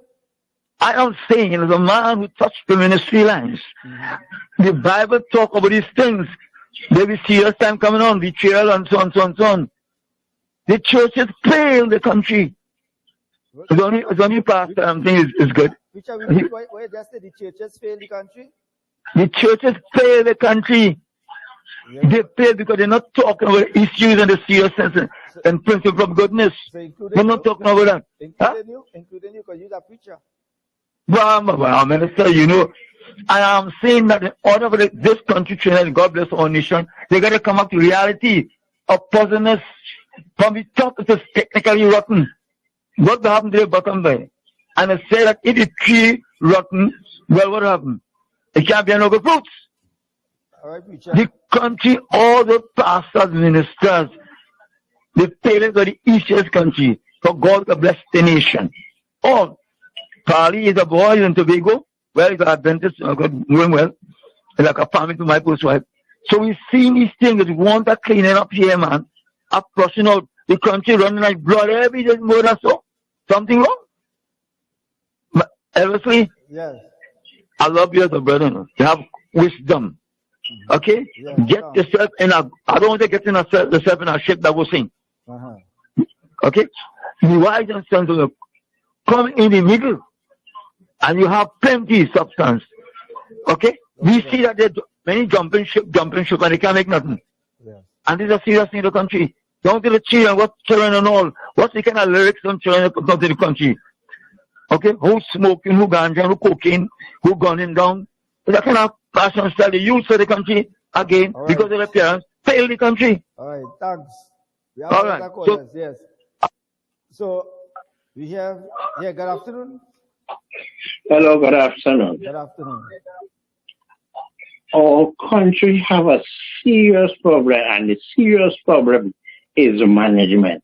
The mismanagement of the resources, both human and physical. That is what we have to get right. And we must manage it in spirit and in truth. Okay. Right? Yeah. That is what we have to get right. Management is a big, big problem. Thank you very much. Okay, thank you. Yes. As we can see, the people are calling in, they're voicing their concerns. These are things we must take serious. We mustn't just take what they're saying and just shove it under the carpet. Because if they're voicing their concern and they're seeing what is taking place, and that's why I will keep saying here, and I will say it again, because when you look at the tally of the votes from 2019 to now, we see people have been decreasing instead of increasing. And they decreased by over 30-something thousand. And that is a lot. And then it shows clearly that they are not appealing to those who on the fence. And those on the fence is over 600 and something thousand. Good afternoon. We have a call. Good afternoon. Yeah, hello, good afternoon. Good afternoon. Yes, I am calling to make a contribution. Yes, you're live. Right. I have a issue with all these murders in Trinidad and Tobago. But I have an issue with these black leaders. Who leading these black children? Where their mother, where their father? That generation, nobody ain't teaching them nothing. They even know the history. I talked to a little one about 2 weeks ago. Who was the first Prime Minister of Trinidad and Tobago? And she don't know. All the studying is to put on wig and weave, the man with his pants under his bottom, and the recklessness of the woman dressing all how. So who teaching these children? They're teaching them nothing. What are you teaching them? You leave school, you're learning a trade, you're doing anything we're doing, it's down by the corner. It are no curfew for children. You can't tell me a 14-year-old who going to school. What are you doing outside late in the night? Long as had a whole village to raise a child, a whole village, all that gone through. We're telling the son, mind your business. And you see, that is where the problem is. We have to go back to them grandparents and women, especially an African woman, have to know she place. One play here, your child don't know you. So you must kill our next black one because he ain't know you. You missing. And that's what the problem is. And nobody is saying it. Hey, there's so much crime, so much crime. Where is Selvin Kojo, where's Kafra, Cambon and them? They're trying to move Columbus statue. That is doing nothing. You have to start to think about how you could get these young people back on track. That's what you have to do. Look for programs, come up with something. You just wait on the government. You have leaders, they're all over. Don't come and tell me Pona Dashiki for one day and night African. And the same night, they kill about 3. What are they teaching them? Kola? Yes? Yeah, what did I do? I want to involve you in you raise a serious topic. You ask about what are they teaching these young black children? Yeah. You remember the trade center or something? The trade school? Yes. Huh? You remember what year the trade school was taken away? Well, they take it off on purpose. Right, and because when they look at the population, they see who was going there. Yes, and they see also who was some of the best tradesmen in the country, Trinidad and Tobago. Right? So they take it away. Yeah, and you make you remember the religious instructions in school also too. They removed that. And who did it? But as a used to pray in school. Yes, as a righty said, Paula, we need to bring back these things on track. And I'm glad you use a topic. Where are the leaders? Where are the leaders? So sometimes I ask myself, are we seeing leaders now selling us out? Because you talk about the blood that's flowing in the streets. We hear people telling us, but using things about the red and ready, now they will be dead and bloody. Right? Yeah, because they say that once PNM win, right, the red blood will be flowing in the street. But you're not sharing topics like trade centers, trade schools. No. Right? Get this child, look, talk something about 14-year-old. A 14-year-old, right, supposed to have a curfew. What he doing out on the street? So what he doing outside? It brings me back to when I was in front of the Red House fasting concerning July the 27th. A woman came to me. She says his son was 14-year-old and he get caught up of being one of the people who entered the parliament. And she was killed. She's 14-year-old son. So I'm glad you raised this topic. And I think we have to do more where we seeing children, because we see a lot of young people taking up guns, and the guns are coming in here illegally. They come in with drugs. The drugs move from one point to a next point, and the guns remain, and it end up in the hands of wrong set of people. And people not trying to deal with it. We're not trying to get harsh legislation to deal with all the illegal firearms that enter in our shores. I'm glad you talk about it. I'm glad you bring up issues where you're saying, where are the leaders? And that is where the Selwyn Kojo, the Capra Camban, David Mohammed talking, look, get up. Call some kind of big public thing, look at stadium all about. Call them young people and see what is the real problem, what is the one. And the thing is too, white collar crime. You go to court and you're getting away because inside it appears that inside the DPP office have spies. So when you're making your case against them, information going out. That's why I asked, and I say, and we are the people, the population must stand up, because the DPP office must have come, the judiciary must have come, the TTPS must have come, and the only way we could get these people to have come and let them know how serious we are, because we look, for instance, with the Chinese person who they put for a serious in China. If a nationals of our country go across there, you know what you would have been facing the flying squad. Of course. But here, people getting $100,000 bail, and lawyers must know somebody, know this one, know that one, and that's what we're seeing in this country. That's why are we seeing a country, our system now being corrupted? But the system corrupt. Because you can't tell me that, okay, look how much people they bring before, so none of them, but as you hold one of them little boy, then before the court, they in jail. So the rest can't go to jail. And what them doing is following, they might vex with me, but they're following the leaders. Because all that thieving and thing, boy, look at money, them fellas, thieving, boy, you have to get into the action. You doing that for them to follow. And then coming out, look at how once at a big house all about in them lagoon all about. And them things coming in between 2010 and 2015. Thank you, caller. Right? Yes, that's the last call we take today on the hot seat. I will continue this topic tomorrow. I must have a part 2 in it tomorrow. So tomorrow I want you all to join me at 4:30 p.m. on the hot seat, SynergyTV.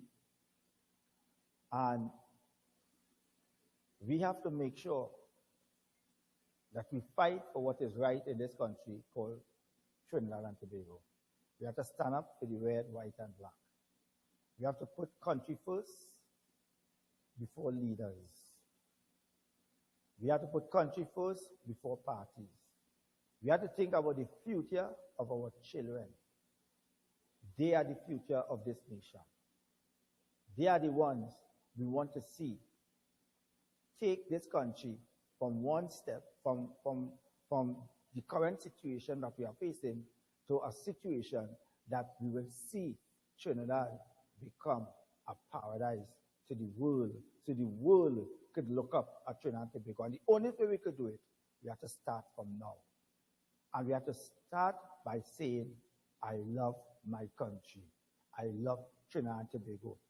Wendell Eversley is out until tomorrow at 4:30 p.m. on the hot seat, where I will continue this topic. I love you, and I love my country. Good evening, Trinidad and Tobago.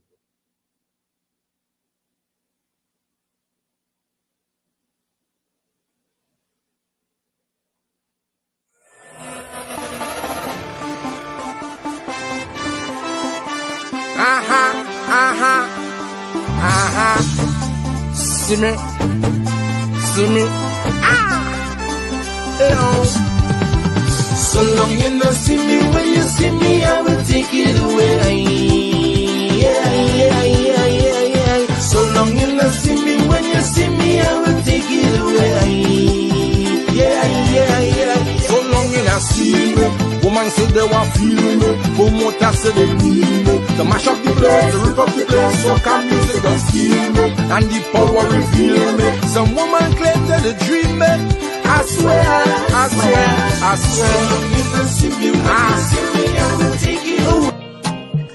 Are you ready to line? We're lining, and this is a real special line at a real special time for the Trinidad and Tobago diaspora. We have a special guest in this line, Minister of Foreign and CARICOM Affairs of Trinidad and Tobago, Honorable Minister Amory Brown. We'll be chatting about some exciting news, not just for the Trinidad and Tobago diaspora, but for the entire Caribbean diaspora. We'll be talking about new events and initiatives, all that we're doing to bring the diaspora together, to bring national pride and unity. This is a great line. Join me on CaribNationTv for our next episode of Liming with Monique.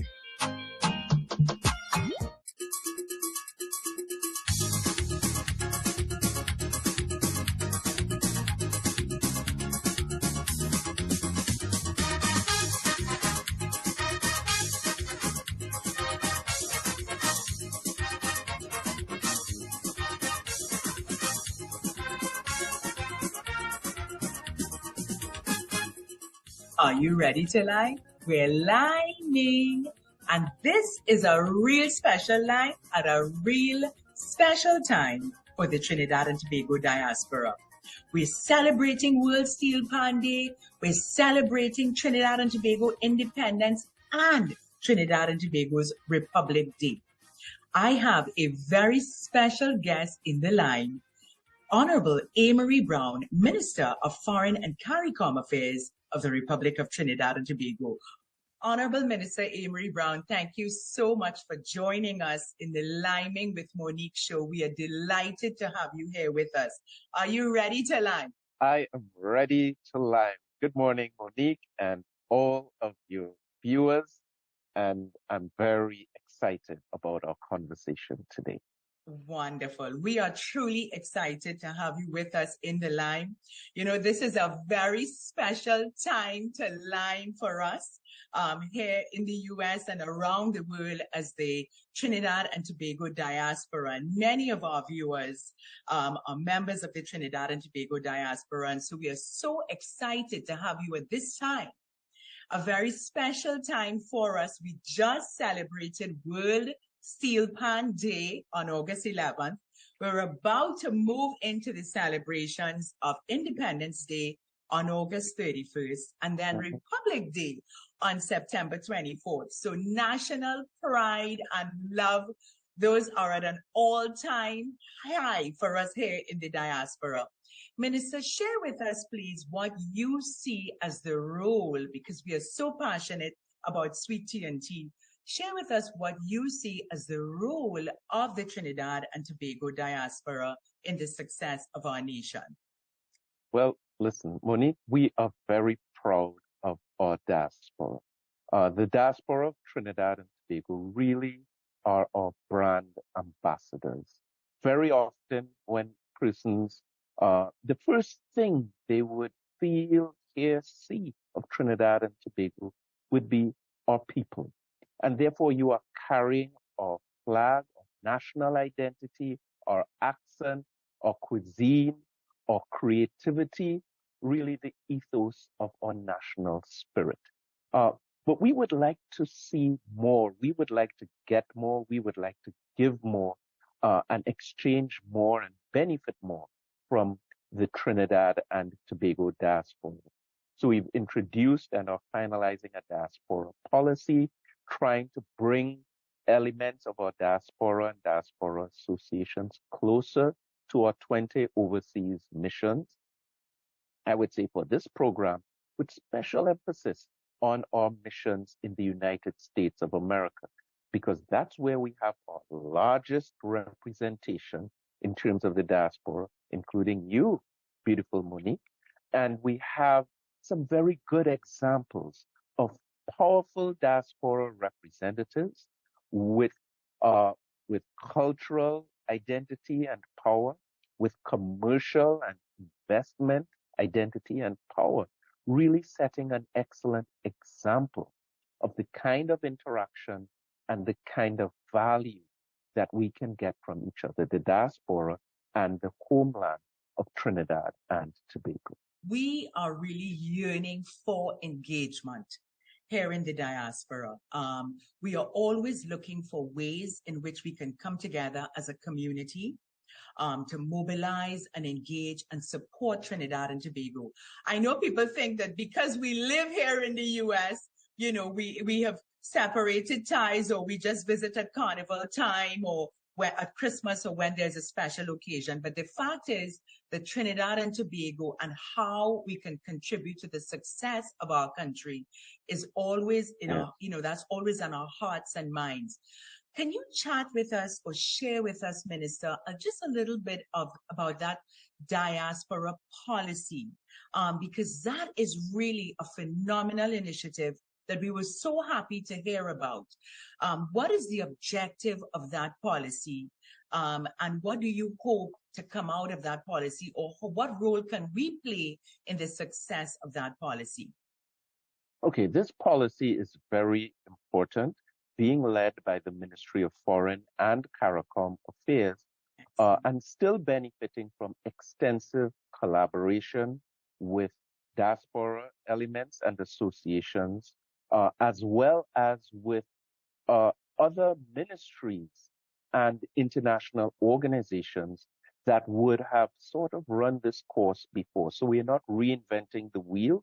And so we're collaborating with other entities that already have a clear framework of engagement between homeland and diaspora.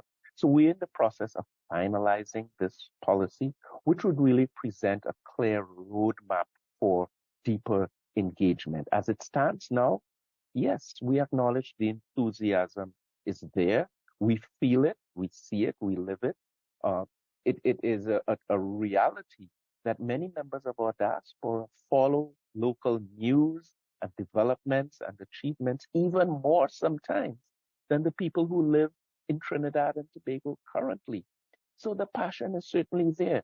What is required is across the world to be able to present a clear roadmap and a framework for engagement where there's information readily available, where we utilize our technologies, a clear database, mechanisms for engagement with Invest TT, with Export TT, with Tourism Trinidad, Tourism Tobago, and all the other elements where members of our diaspora can very easily interface with the potential to support, develop, and expand the brand of Trinidad and Tobago. And in so doing, can also enrich and enhance their businesses, their entities, their productivity in the communities in which they are demonstrating success today. So it really, this policy is aimed at helping to elevate our engagement with the diaspora to a whole new level. It is very much anchored in our National Development Plan, Vision 2030, and therefore presents a very clear pathway to deeper engagement with the diaspora. It's something we're very excited about, and as I said, we're in the final stages of consultation in finalizing and confirming this new diaspora policy. You know, Minister, all that you were saying there is just music to our ears. And you use the keywords, engaging, consultation, business, all of the words that we want to hear. You even spoke about Vision 2030. So that really warms our hearts to know that there is a vision for the development of our nation and that we are considered to be an active and an important element and given the opportunity to contribute to the development of our nation and to the vision or the realization of Vision 2030. But you know, Minister, a few minutes ago you spoke about the diaspora and identified us as brand ambassadors. And we take that role very seriously, right? Wherever we go, we know that we are flying high the flag of Trinidad and Tobago. And as you know, a company owned by my husband and myself, CaribNationTv, we work very closely with Tourism Trinidad Limited in promoting Destination Trinidad and Tobago. From your seat as the Minister of Foreign and CARICOM Affairs, you also play a very important role in promoting Destination Trinidad and Tobago. What are your perspectives or your vision? What is your vision for promoting Destination Trinidad and Tobago? Trinidad and Tobago, sometimes we undervalue ourselves and exactly the unique attributes and characteristics that we offer to the world and that we can offer at a higher level. So the Ministry of Foreign and CARICOM Affairs has been working very closely with the Ministry of Tourism, Culture and the Arts, with other sectors within the government, and also with civil society organizations to really seek to promote Trinidad and Tobago at a level of a higher standard. Because there's so many exciting things going on about our nation right now. We have been blessed with beautiful platform at the United Nations General Assembly, where for the very first time, we will have a national of Trinidad and Tobago, Ambassador Dennis Francis, holding the presidency of the General Assembly, one of the most prominent and esteemed positions in the international community. So that offers another platform for persons to identify with Trinidad and Tobago, to hear our voice, and to see the very powerful ethos of multiculturalism, of respect for various ways of life, respect for various cultures, religions, the melting pot that is Trinidad and Tobago, and a powerful sense of justice and creativity. And then we've had a number of important celebrations that also has elevated awareness and understanding of what makes Trinidad and Tobago special. You'd recall we recently celebrated the 60th anniversary of our independence in 2022. And I was absolutely thrilled by members of our diaspora really embracing that 60th anniversary celebration, carrying the flag and the lime everywhere across the world in various cities in the United States of America and elsewhere. And I think that, if I had to put my finger on it, really kicked off in 2022 a series of elevated awareness, top of mind awareness of Trinidad and Tobago, which we continue to benefit from. And then back here at home, we've been hosting a number of high-profile diplomatic, regional, and international engagements, which has been carried in the international news and really has helped to elevate the brand of the country. So yes, we do have challenges, just like every other developing country, which we are working on. But even as we do so, we lean and depend on members of the diaspora to carry the message of what makes our little nation so special and why persons should want to visit us, should want to touch and taste our culture and cuisine. The steel pan itself, you mentioned World Steel Pan Day, which is a tremendous achievement, really a tribute to all the persons who have lived and died for our national instrument, the beautiful steel pan, the inventors, the tuners, the arrangers, all of them, now elevated by our mission at the United Nations, lobbying very hard, where we got over 80 countries to co-sponsor a resolution to declare August 11th World Steel Pan Day for the first time. So every year at that time, we anticipate an outburst, pulsation of steel pan celebration led by our beautiful diaspora. And there's so many other chapters that we've recently achieved in this beautiful journey of elevating Trinidad and Tobago to what I believe is its rightful place, a place of leadership, a place of excitement, a place of diversity and recognition that there's this little pearl in the Caribbean Sea that's unique and that you want to be a part of. Absolutely, Minister. You know, you articulated that so beautifully. A little pearl in the world that is having such big impact in terms of what we are teaching the world about embracing cultures, about diversity, about taking our resources, as small as we are, and making such a big contribution that's impacting every corner of the world. And so that leads me to my next question, Honorable Minister. You know, we are hyped and we are excited and we are so proud. Are there any new initiatives or events or any new information in terms of what is coming up for maybe the rest of 2023 and 2024? Of course, you know, everywhere we go, people are asking, well, are you going to Trinidad for Carnival 2024? And I always say there's so much more to Trinidad. I mean, Carnival is definitely the greatest festival on earth, but there is so much more to beautiful Trinidad and Tobago than Carnival. So are there any new initiatives or events or festivals or anything that you want to share of which we can be proud and look forward to in the rest of 2023 or into 2024? Yes, absolutely. So we mentioned this beautiful journey that we are on. I did reference the fact that we are taking up the presidency of the General Assembly. Yes. So from my seat, that is a position of great responsibility for the ministry, for our nation.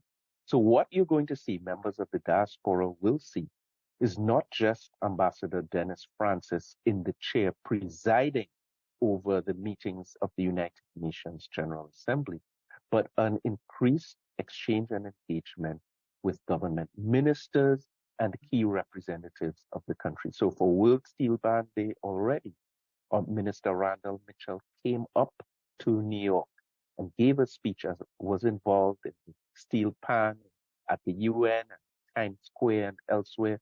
There's going to be a lot more of that during not just 2023, but well into 2024, as our cabinet and our society is going to be engaged much more comprehensively in the work of the United Nations for this 78th session. But back at home, we also have this innovation of a Tobago Carnival. So that takes place in October. So that's coming up. The preparations have already begun, and that's something very exciting because it's new on the national landscape, and it helps broaden our base from simply February, March National Carnival in both Trinidad and Tobago, where you have the big show in Port of Spain, which is an annual tradition, and now you have this a few months later, the opportunity to visit again, relax a little bit more, enjoy the beaches, etc., but also have the music, the taste, the vibe of a smaller, but also quite unique carnival experience in Tobago. So that's something I would want our diaspora to dip into, to taste, to participate in as well. And Trinidad and Tobago really is a place of great vibrancy. One of the areas we've been focusing more on is our heritage with respect to cuisine. Okay. Again, that's another area that sometimes we discount ourselves because the taste of our country is very unique, having been influenced by so many ethnicities and inputs from all around the world. And that not only gives us a broad menu to select from with respect to restaurants, cafes, and dishes, but each of those cultures have influenced each other as well. So the curry that you get in Trinidad and Tobago is unique. That taste is unique. You're not going to get it even in India. You're not going to get it anywhere else. And when a Trini makes a pilau or any other dish, it's different. It's special. And I think that's an asset that we have to leverage more. So what we're seeing now in our country is a lot more dedicated cuisine areas that when you enter the space, you have a wide variety of selections. So there's the fish fry in Chagaramas.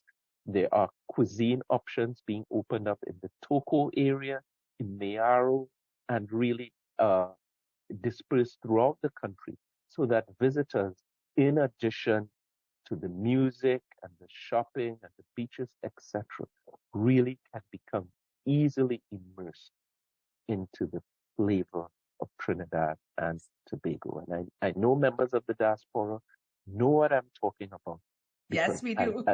Yes, because through some of our members of the diaspora, we have actually been able to put our brands, our pepper sauce, or Angostura bitters, or alcohol, and the other important flavors of our country on the shelves and in the kitchens of persons who may not have had that precious opportunity otherwise. And we're very grateful to our brand ambassadors in doing exactly that. You know, what you said was so powerful in terms of how all of these elements are so inextricably linked. The culinary cultural tourism, our national pride and our identity, our national identity, and our national personality. Because of the work that members of the diaspora are doing around the world, and particularly because of the work that you are doing, Honorable Minister, through your ministry, and just through your administration in terms of building Trinidad and Tobago and ensuring that Trinidad and Tobago takes the worldwide or the global stage in such a way that The world knows the value of Trinidad and Tobago and the unique impact that we have. It's very powerful, and it helps our own success in the diaspora, because when people hear about Trinidad and Tobago and they hear about the success of our country and the power of our democracy and the work that is being done by our government, as well as the success of our products on the shelves, all of those things are inextricably linked for our individual and our collective success. So thank you, Honorable Minister, for the work that you are doing, and in particular, the work that your ministry is doing.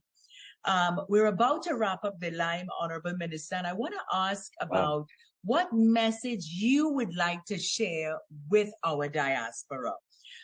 Again, we're yearning for engagement, and we love to hear from you. I had the great fortune of meeting with you a few months ago at the Embassy of Trinidad and Tobago, which was a wonderful discussion. I know that you're always engaging with members of the diaspora, but as we enter into this very celebratory period, what message do you have for our diaspora?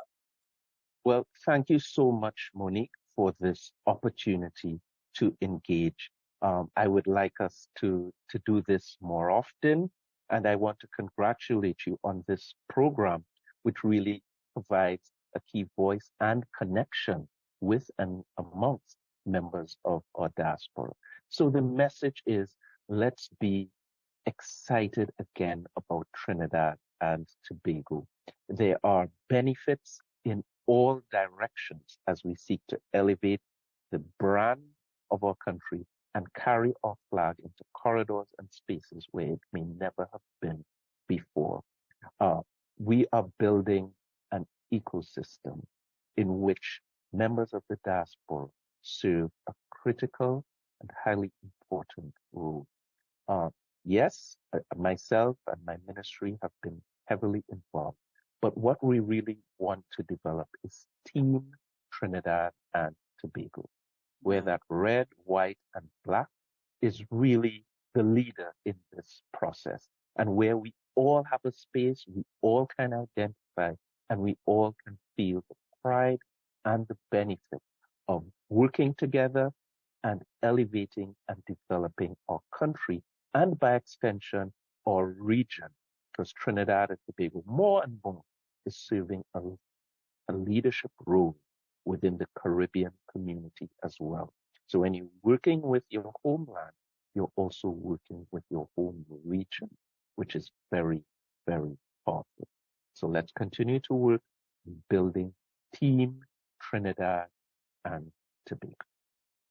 Thank you so much, Honorable Minister. I will be wearing red, white, and black for the next month.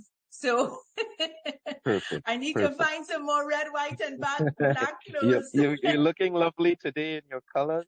Thank you so much. Thank Monique, you. Happy Independence. Let's continue to work together. You're doing a wonderful job. Keep it up.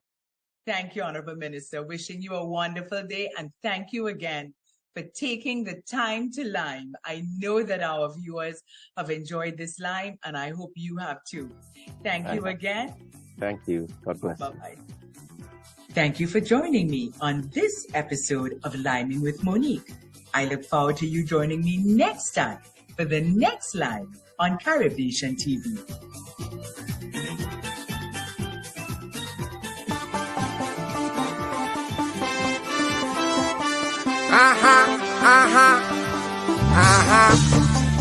See me, hello. So long you not see me, when you see me, I will take it away. So long you not see me, when you see me, I will take it away. So long you not see me, woman said they want feel me, promoter said they need me. To mash up the place, to rip up the place, soca music does kill me, and the power reveal me. Some woman claim that they dream me. I swear. So long you not see me, when you see me, I will take it away. So long you not see me, when you see me, I will take it away. I miss all the commotion and all the promotion, and crossing the ocean, and all the celebration, and all my friends together at one location. I swear, I swear, I swear, I swear. Take it away. So long, and I see me. So long, and I see me. So long, and I see me. So long and I see me. Woman said they were feeling me. Promoter said they need me. To mash up the place, rip up the place, soak up music and steal me. The power reveal me. Some woman said they dream me. I swear, I swear, I swear. So long and I, so long and I, so long and I see me. So long, so long, so long, so long, so long, so long, so long. I miss every Grenadian, and all Vincentian, and all them Bacon, and all Jamaican, and all St. Lucian, and all the islands. I swear, I swear, I swear, I swear, I swear. So long you not see me when you see me. So long, so long, so long, so long, so long. So long and I see me. Woman said they were feeling me. Promoter said they need me. To mash up the place, rip up the place, so come me what they feel me. And the power will feel me. Some woman claims they claim now. When you see me, when you see me, when you see me, I take it away. I take it away.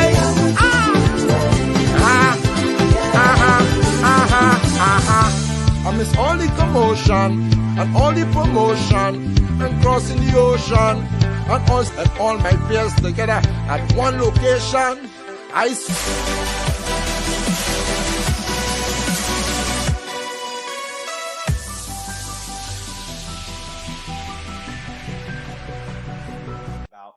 In yesterday's video. Now, I know other channels are looking elsewhere, not talking about this as much. I got a lot of questions from some new subscribers. Well, why am I diving into this? Well, this channel is not about clicks. It's not about anything like that. It's just life-saving information. That is the goal here. Is safety, and you could see it for yourself. As expected, what I was talking about yesterday, it is flaring up. This channel is not like other channels. Again, subscribe, don't subscribe, but I do want you to share this information because this big blob is developing overnight. St. Lucia, we had some heavier rain. St. Vincent and the Grenadines. Now, I want to mention 3 spots. Puerto Rico, Haiti, and the Dominican Republic. As this system gets better organized, it is going to lift up into that direction. And let me start with this, a map I don't often start with. It's a 3-day rain total. I'm going to get back to this in a second, but I just want to point out, here's Haiti, Dominican Republic, and Puerto Rico. As this developing system lifts to the north, and I can't stress this enough, there is going to be extreme amounts of rain with this. You could see this kind of green shading we're seeing right here in the yellow shading. That is off my chart. So we could see some spots getting 250 millimeters of rain, some spots a foot and a half of rain out of this. That's why it's a big concern. Now, exactly where does this new developing storm end up? That is still a bit of a question. So I'm going to dive into that in this video. And of course, I want to get into what else is going on. We have Hurricane Hillary out there, a little development in the Gulf of Mexico and elsewhere in the tropics. But let's set the broad stage and let me show you what we've got going on. And I'll get back to Hillary and what's going on in the Gulf. This here, a new little tropical depression. Again, a spot I was watching, not a big issue. It's going to fall apart. All other stuff, of course, coming off the coast of Africa. But this area here, and I was giving you the lead time the last few days. Again, I know it wasn't highlighted initially by the National Hurricane Center, and it wasn't talked about on those other channels. But again, my focus is trying to give you that lead time. And I hope I was able to do that. Now, where does this system end up going? Well, here's what I want you to do. Again, safety, my number one concern with this channel. Tuesday into Wednesday in particular, that's where some extreme rain, and I don't use that word lightly, extreme, is going to lift to the north. So in Haiti, the Dominican Republic, and Puerto Rico, I'd like you to make some initial preparations for the potential of extreme flooding. Now, here's the deal, and I can't say this enough. It's not going to be for all of us in Haiti, the Dominican Republic, and Puerto Rico. I tell you what I know and what I don't know. I don't know exactly where this is going to kind of feed up yet. But Puerto Rico, stretching back through Hispaniola, that's where we have the highest threat of extreme flooding as we get into Tuesday and Wednesday. And again, you know how that goes. Puerto Rico, for example, we could not even get winds, but we get the rain, and that impacts the power grid. So again, that's something I'll be watching out for. But you see it here, this big flare up right here. And we've had the heavy rain. I've been watching Trinidad and Tobago over the last 24 hours. We've had the isolated flooding over toward Grenada, St. Vincent and the Grenadines. And again, some of the heavier rain in spots last night over towards St. Lucia. I've been watching Barbados, Dominica. We've seen some of the rain. So that is going to be the focus as I dive into that in a second. Here's that other tropical depression, not an issue. This one here stays out to sea. That's a blob. 2 more tropical waves coming off the coast of Africa. It does look like both of those will try to develop. They are way out there. I'm keeping an eye on those. But again, those are way out there. But watching this flaring up. Now, this is going to eventually lift up to the north. But here's the question. Does it lift up by Haiti and a little bit closer to Jamaica and eastern Cuba? Or does it lift a little bit earlier toward the British Virgin Islands, U.S. Virgin Islands, and Puerto Rico? That's still a question. Here's why. It is a developing system. The models and even just trying to analyze the environmental conditions, it's really hard to do so when the system hasn't had really a core yet. It's still in its infancy stages.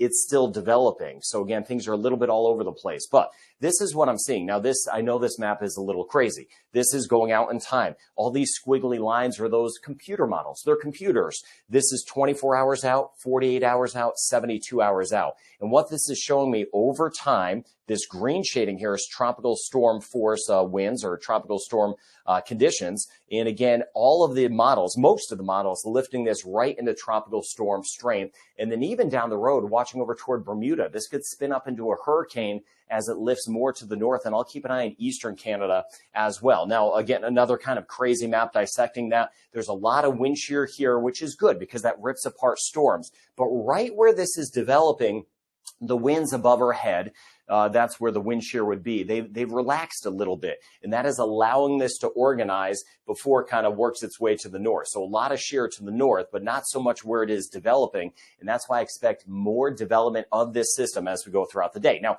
here's the modeling with this. And these are those squiggly lines again. And as this continues to move its way to the west-northwest, and I'll show you the steering conditions in a second, because my friends in Jamaica, Cuba were like, hey, is this coming our way? I'm watching it for Jamaica. I'm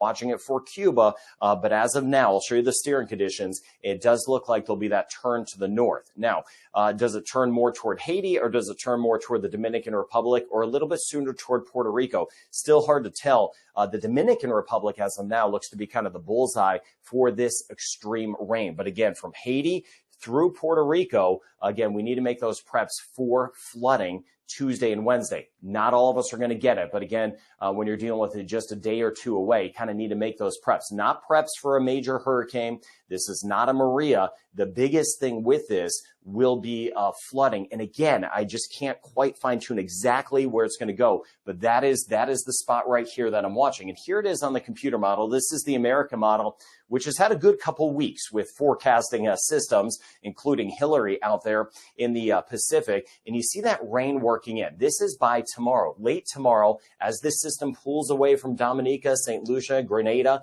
Again, we're going to get that backside rain. So the rain chance gets higher. Virgin Islands over toward Puerto Rico, still dry in Haiti. Here's Jamaica.